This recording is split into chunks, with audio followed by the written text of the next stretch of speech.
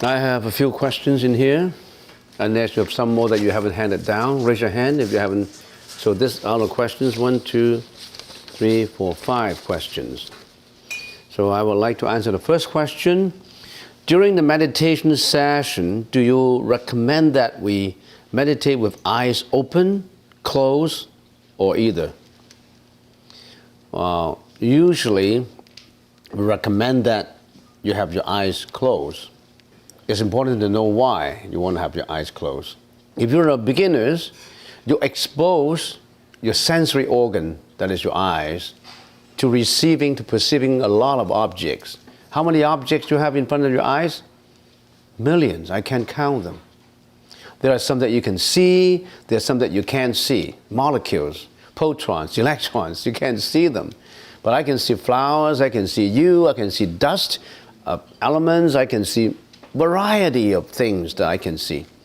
If you expose your eyes, your viewing sensory organs, to all these objects, at the same time, as we have introduced to you, your single object of concentration should be just your breath. So you are foul playing yourself. You have a variety of objects in front of you, and then you also have this object, this nose tip. Which object are you concentrating on? So the best is to close your eyes so that you don't have all this distraction. We have 6 sensory organs. One of the organs that is the most active and probably the one that gets us more into trouble is the eyes.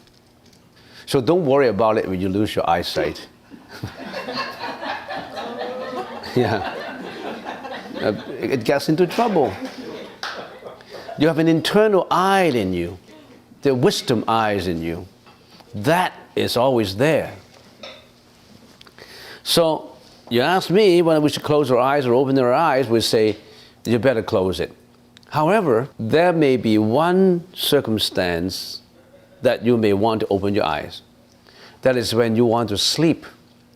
You're too drowsy, you want to go to sleep, and if you close your eyes, that would enhance your attractions to the dreamland. Then you better open your eyes. But notice that if we know that you open your eyes, that means you're trying to sleep.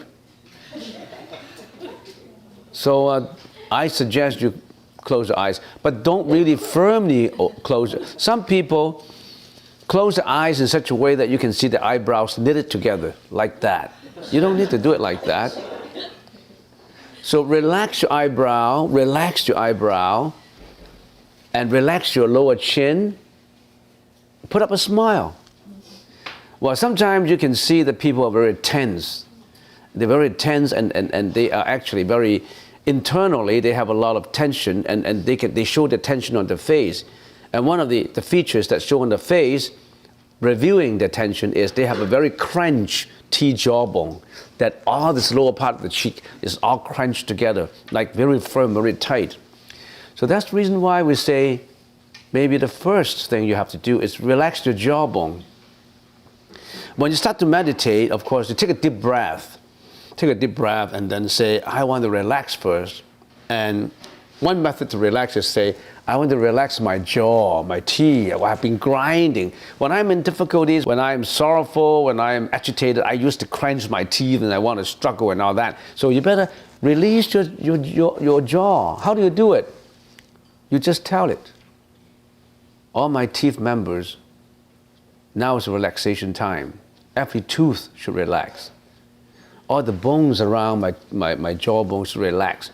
So I should really lower my jawbone a little bit and let go of it so that it's loose and not tense.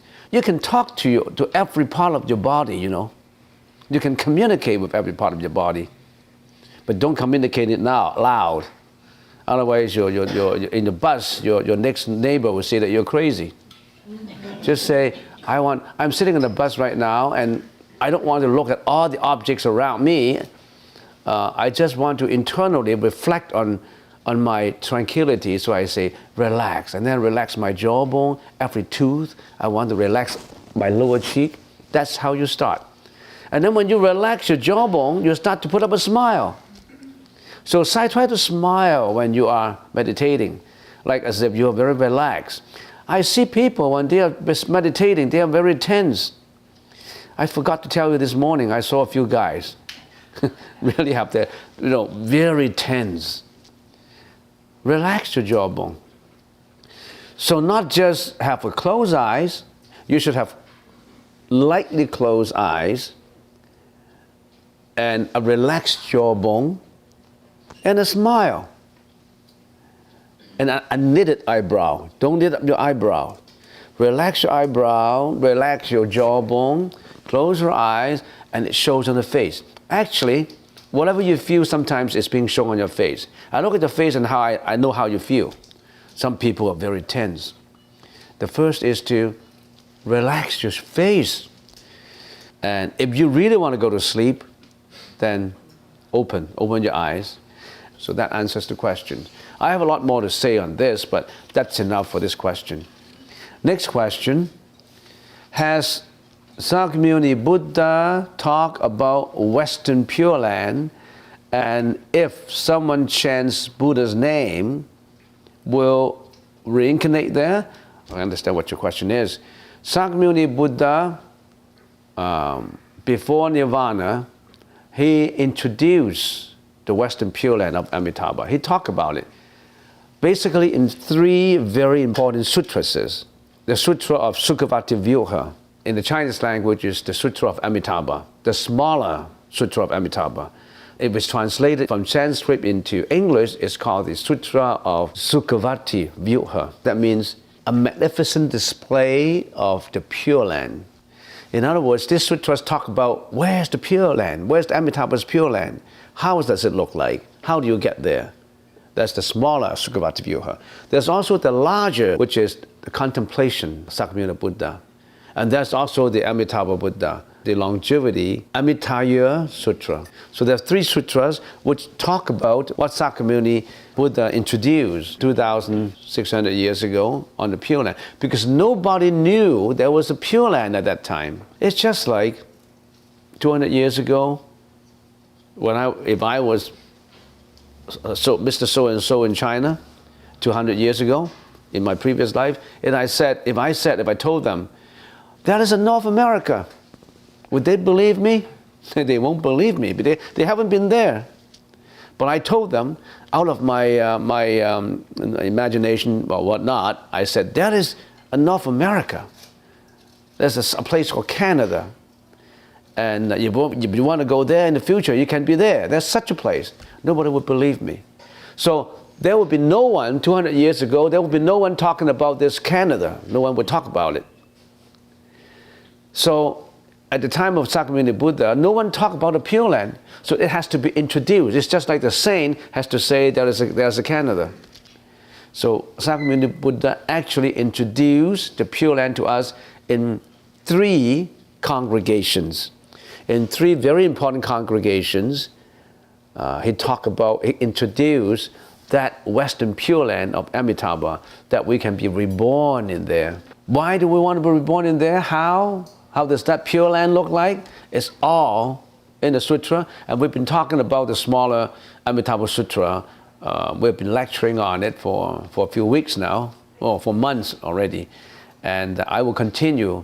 I will alternate. One period I will be doing chanting and prostration, which we've done just today, this morning. We chant very slowly, we circumambulate, chanting the name of Amitabha. One session, the next session, I will talk about the content of the sutra. So that this concept is introduced to you. So in addition to meditation, you must know that if you're not successful in this life, to go into the divine path, to be guaranteed of no reincarnation, you have to take that divine route to go to Amitabha's Pure Land. Because if you don't take that route, you will reincarnate again. And given all the busyness of our schedules in our daily life and all the things that we have to do, we're so busy, well, we can't practice meditation, we better go to the easier, expedient way. When we die, we'll be reborn in that land. And some people call that the heaven. And that is, in most religions, to talk about heaven.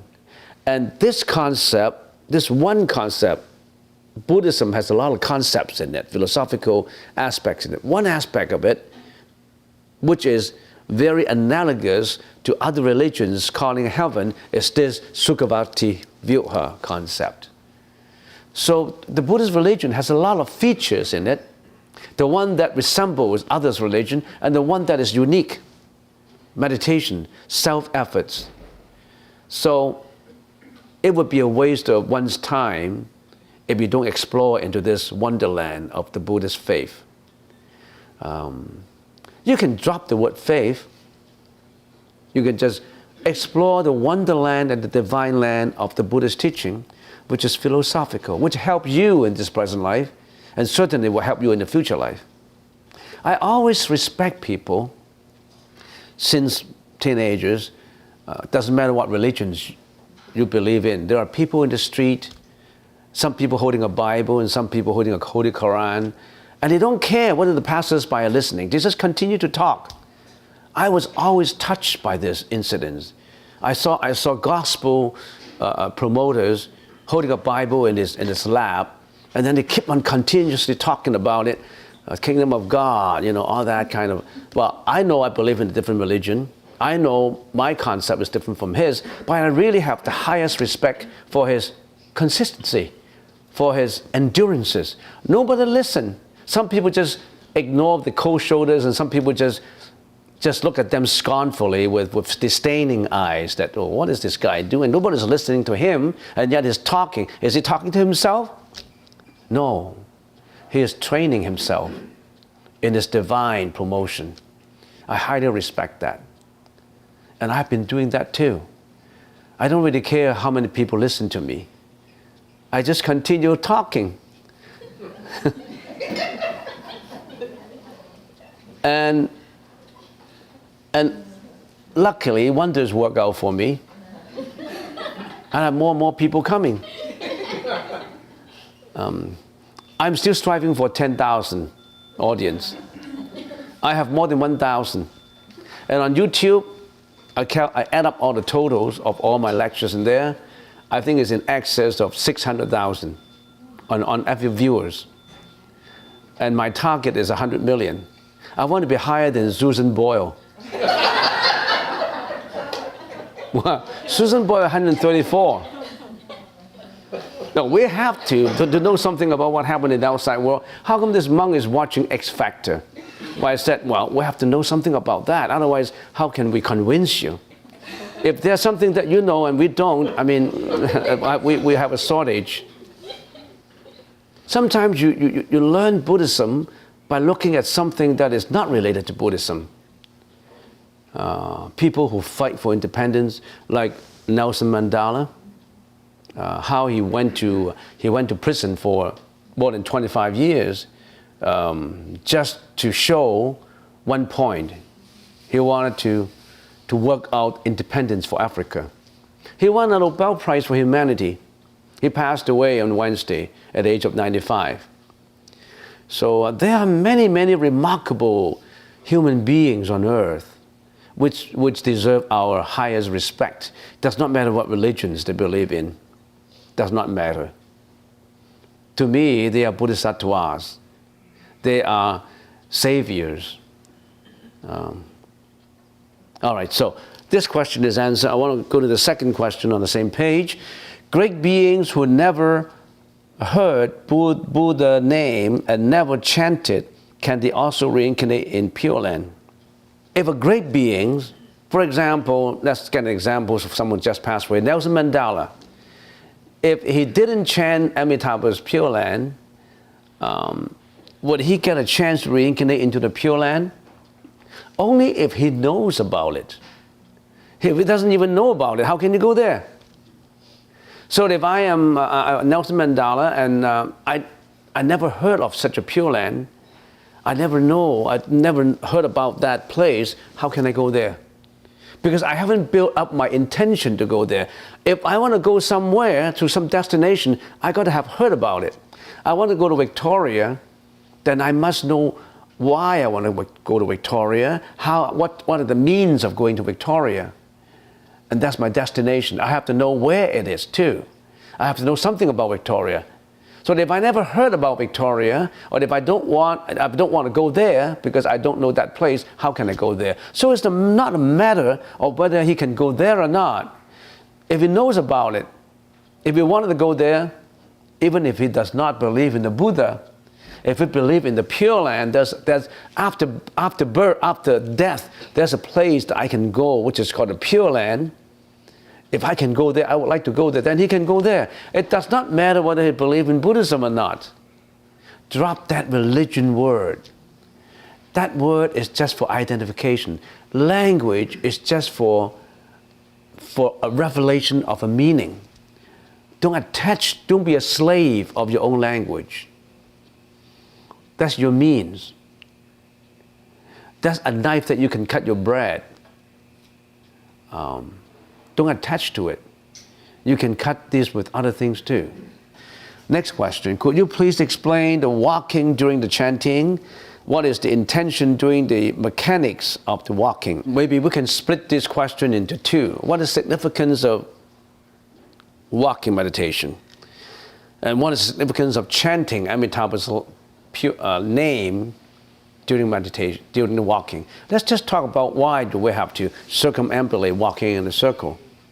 After a period of sitting meditation, you can't just sit there without doing anything silently. You have to exercise your body. So one of the methods is to exercise your body by circumambulation. What is the purpose of meditation? It is an introversion of attention to purify the mind. Introversion, not extroversion. It is to reflect within in the mind in order to purify it. It does not mean that you can only purify when you are sitting. You can purify, you can have introversion of attention when you're walking. You can have introversion of attention when you're sleeping. You even have introversion of attention when you are chanting. So you have to practice. It does not matter what your body is doing, you are still having control of your mind. You still have introversion within. So walking is just to train you, other than sitting, whatever you do, you still can have this introversion of your mind, contemplation of the mind, or control of the mind. So just to put it in simple English, we want everybody, we want to train ourselves into controlling our mind. Not just in sitting, but also in every action we do. As a matter of fact, in every thought that arises in us, we want to keep it under control. You know the problems of us humans, we've been suffering through many reincarnations. Why? Our senses interact with the outside world. How suffering arises. How do we attach? Why is there jealousy, hatred, anger, ignorance, fraudulence, you name it? How come we have so much suffering? How come we have all these mental afflictions in us? How do they arise? Well, we have to find out more about this. But we can't do in this one session just by answering this question. So we'll leave it for the next time. Okay, I answer this question now. And next question. While we were walking around slowly with the same step, what are we chanting over and over? What does it mean? We chant Namo Amito Pho. We are chanting Namo Amitabha. Namo Amitabha Buddha. We're chanting the name of a Buddha. Namo Amitabha Buddha. Let's put it this way. That's what we're chanting. Namo stands for taking refuge, taking protections under. And Amita, that means immeasurable light. Buddha is the enlightened being. And that's the Buddha in the Pure Land, where he will be receiving our quote unquote soul into this land after death. So that's what it means. This has been an amazing experience Oh, that's good for you. It's amazing. It's always good to experience something amazing. Amazing has many, many facets in it. Some amazing experiences enrich your spiritual life, your divinity. Some amazing experiences enrich your Epicurean desires. Which one you prefer? You know, I don't know. When you're holding this alcohol, when you're going partying, when you're in a club, when you're doing all this, you're actually adding up your Epicurean desires. You are cultivating not the spiritual way, but the temporal, desirable satisfaction of the temporal senses. And those could be the source of all suffering. That could be the beginning of future sufferings, which you may not know. Okay, next question.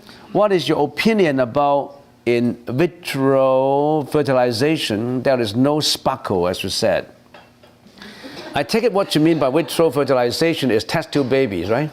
So like fertilization in a tube that you can fertilize in another human body, and a baby may come out, which proves to be successful in some of these cases.